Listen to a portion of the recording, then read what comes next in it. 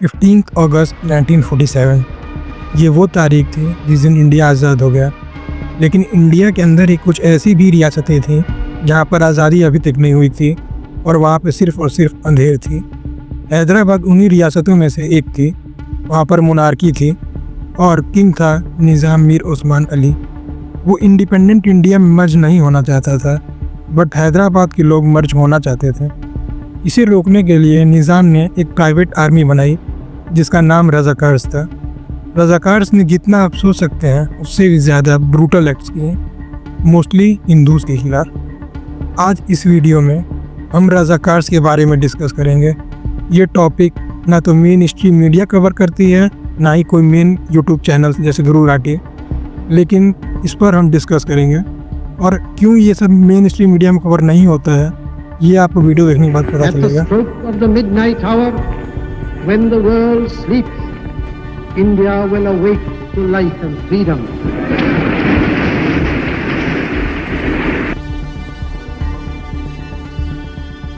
British India में दो type के स्टेट्स थे, एक जहाँ पे डायरेक्ट ब्रिटिश रूल था और एक जहाँ पे इनडायरेक्ट ब्रिटिश रूल था। जब इंडिया इंडिपेंडेंट हुआ तो ब्रिटिशर्स ने यहाँ भी अपना वही हरामखोर दिमाग लगाया। उन्होंने इन इनडायरेक्ट रूल्ड स्टेट्स को ये ऑप्शन दे दिया, ये या तो इंडिया ज्वाइन कर ले या पाकिस्तान, या इनकी मर्जी तो ये इंडिपेंडेंट भी रह सकते हैं। 550 से भी ज़्यादा प्रिंसली स्टेट्स में जैसे सबसे बड़ा स्टेट था हैदराबाद, जहाँ रूल करता था बहुत अमीर रूलर निज़ाम मीर उस्मान अली खान। रूलर मुस्लिम था, लेकिन हैदराबाद की 85% से ऊपर पॉपुलेशन हिंदूज़ की थी। इंडिपेंडेंस के बाद निज़ाम खुद भी इंडिपेंडेंट ही रहना चाहता था, ये तो उसकी जनता ये नहीं चाहती थी। इंडिपेंडेंस या फ्रीडम किसको नहीं चाहिए होती है। 1947-1948 ये ऐसा टाइम था जब ढेर सारे प्रिंसली स्टेट्स इंडिया में मर्ज हो रहे थे। सरदार वल्लभ भाई पटेल को ऐसे ही इंडिया का आयरन मैन नहीं कहा जाता है। इधर हैदराबाद का निज़ाम के खिलाफ वहाँ के लोगों के अंदर डिसकंटेंट बढ़ता जा रहा था। अब निज़ाम को डर लगने लगा कि कहीं लोग प्रोटेस्ट या रिवोल्ट ना कर दें। इसी को रोकने के लिए उसने फॉर्म किया रज़ाकार, जिसका मतलब होता है वॉलंटियर। रज़ाकार्स का लीडर था कासिम रिजवी।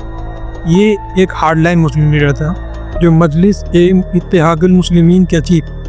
और सबसे इंटरेस्टिंग बात तो ये है कि असुद्दीन ओवैसी की जो पार्टी है AIMIM, ये पार्टी का भी बैकग्राउंड कहीं ना कहीं कासिम रिजवी की MIM पार्टी से जुड़ा हुआ है।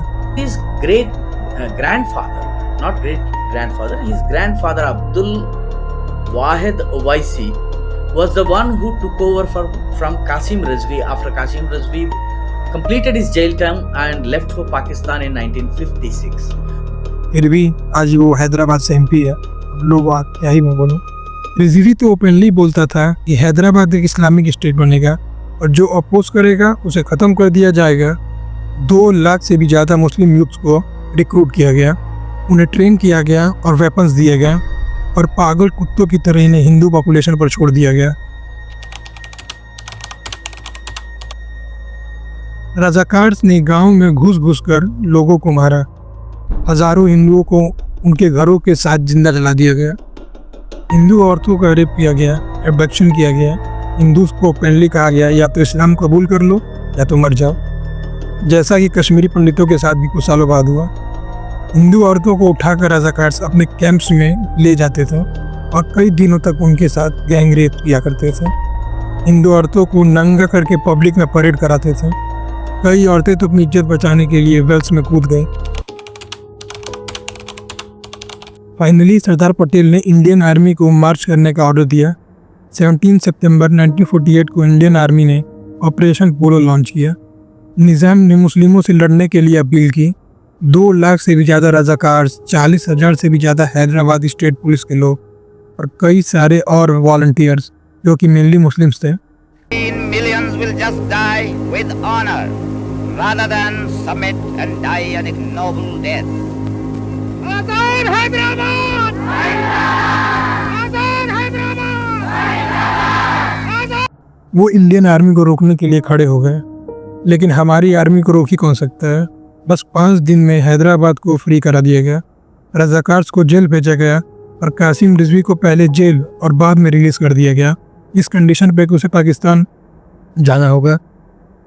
उसे मौत की सज़ा नहीं दी गई। ये भी हमारे नेहरू चाचा की कृपा थी। वो ऐसे हत्यारों को भी मारना नहीं चाहते थे। हैदराबाद की मर्जर के बाद एक कमेटी बनाई गई, सुंदरलाल कमेटी, जो हैदराबाद की कंडीशन के बारे में रिपोर्ट सबमिट की 1949 में। लेकिन अगेन हमारे प्यारे चाचा ने उस रिपोर्ट को भी कभी पब्लिक ही नहीं होने दिया। अब हम जानते हैं क्यों, क्योंकि अभी रिसेंटली कुछ सालों पहले उन रिपोर्ट्स को पब्लिक किया गया और रिपोर्ट्स के हिसाब से मास रेप्स हुए और हिंदू कैंपस को लूटा गया। ऐसी और भी ढेर सारी एट्रोसिटीज़ रज़ाकार ने हिंदुओं पर की थी। हिंदुओं को ओपन पब्लिक में ये ऑप्शन दिया गया, या तो वो इस्लाम कबूल कर लें या तो मारे जाएं। आज भी अगर आप हैदराबाद के लोगों से पूछेंगे रज़ाकार के बारे में तो उनकी आंखों में खौफ और गुस्सा देखने को मिलेगा। हमारी हिस्ट्री बुक्स में से रज़ाकार वाले पन्ने को हटा दिया गया, जैसे वो कभी था ही नहीं। अफेक्टेड फैमिली से आज तक किसी ने माफ़ी नहीं मांगी, ना तो रज़ाकार ने ना तो निज़ाम ने। लोग बोलते हैं कि हिस्ट्री में नहीं जाना चाहिए ज़्यादा, लेकिन अगर हम अपने पास से ही नहीं सीखेंगे तो कैसे अपने आप को उन गलतियों से दूर रखें। जो अपनी हिस्ट्री को भूल जाते हैं वो उसे दोबारा जीने के लिए मजबूर होते हैं। तो ये वीडियो यहीं तक थी। और हाँ, मैं इस वीडियो में हिंदू मुस्लिम नहीं कर रहा था, मैं बस इतिहास के उस पन्ने से आपको रूबरू करा रहा था जिसे आपको अपने हिस्ट्री बुक्स में बहुत पहले ही पढ़ लेना चाहिए था। बट जो है सो है, अब क्या ही कर सकता हूँ। कोई वीडियो देख के लड़ने मत लग जाना। मिलते हैं नेक्स्ट वीडियो में। Bye bye.